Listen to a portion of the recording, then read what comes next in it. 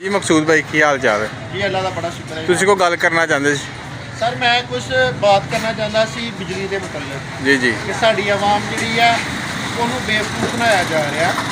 हाँ जी ਪਹਿਲੇ ਇਹ ਹੁੰਦਾ ਸੀ ਕਿ ਯਾਰ ਲਾਈਟ ਗਈ ਹੈ ਤੇ ਹਾਂਜੀ। ਬਿੱਲ ਘੱਟ ਆਏਗਾ। हाँ जी ਹੁਣ ਲਾਈਟ ਜਾਂਦੀ ਹੈ ਤੇ ਇਹ ਵਾਲੀ ਉਮੀਦ ਹੀ ਨਹੀਂ ਹੁੰਦੀ ਕਿ ਬਿੱਲ ਜਿਹੜਾ ਆ ਉਹ ਘੱਟ ਆਏਗਾ। सही ਠੀਕ है ਹੈ ਜੀ। हाँ जी हाँ जी ਬਲਕਿ ਟੈਕਸਸ ਦੀ ਆੜ ਦੇ ਵਿੱਚ ਜਿਹੜਾ ਆ ਉਹ ਆਵਾਮ ਕੋਲੋਂ ਵਸੂਲੀ ਕੀਤੀ ਜਾਂਦੀ ਆ। ਹੁਣ ਤੁਸੀਂ ਵੀ ਦੁਕਾਨਦਾਰ ਹੋ, ਸ਼ਾਪਕੀਪਰ ਹੋ, ਜੀ ਜੀ ਤੁਸੀਂ 1000 ਰੁਪਈਆ ਜਿਹੜਾ ਉਹ ਐਕਸਟਰਾ ਦੇ ਰਹੇ ਹੋ ਚਾਰਜ। ਬਿਲਕੁਲ। ਐਸੇ ਤਰ੍ਹਾਂ ਹੀ ਆ ਜੀ। इस तरह ही है बिल्कुल ਤੇ ਸਾਡੇ ਕੋਲ ਇੰਟਰਨੈਟ ਦੇ ਉੱਪਰ ਜਿਹੜਾ ਉਹ ਇੱਕ ਸ਼ੈਡਿਊਲ ਆਂਦਾ ਕਿ ਇਸ ਤਾਰੀਖ ਨੂੰ ਪਰਮਿਟ ਹੈ, ਇਸ ਤਾਰੀਖ ਨੂੰ ਇੰਨੇ ਤੋਂ ਇੰਨੇ ਤੱਕ ਜਾਏਗੀ। हाँ जी ਲੇਕਿਨ ਇਹ ਕਿ ਲਾਈਟ ਜਿਹੜੀ ਆ ਉਹਦੀ ਆੜ ਦੇ ਵਿੱਚ ਜਿਹੜਾ ਪਰਮਿਟ ਦੀ ਆੜ ਦੇ ਵਿੱਚ ਲਾਈਟ ਜਿਹੜੀ ਆ ਹਾਂਜੀ। ਉਹ ਇੱਕ ਦਿਨ ਛੱਡ ਕੇ ਇੱਕ ਦਿਨ ਬਾਅਦ ਚਲੀ ਜਾਂਦੀ ਹੈ। इस तरह ही गल है ਤੇ ਜਿਹਦੇ ਬਾਰੇ ਚ ਕੋਈ ਜਿਹੜਾ ਉਹ ਨਹੀਂ ਮਤਲਬ ਹੈ ਸੋਚਦਾ ਜਾਂ ਉਹ ਆਵਾਜ਼ ਬੁਲੰਦ ਨਹੀਂ ਕਰਦਾ।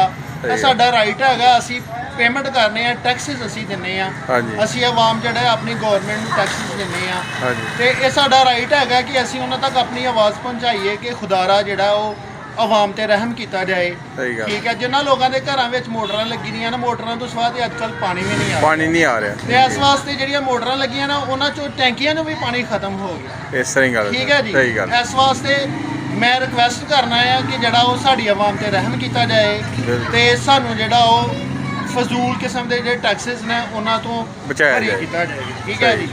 ਬਸ ਐਨੀ ਜੀ ਗੱਲ ਹੈਗੀ ਆ। Good, sir. ਆਵਾਮ ਦਾ ਇਹ ਪੈਗਾਮ ਜਿਹੜਾ ਇਹ ਵੱਡਿਆਂ ਦਾ। गुड मकसूद साहब गुड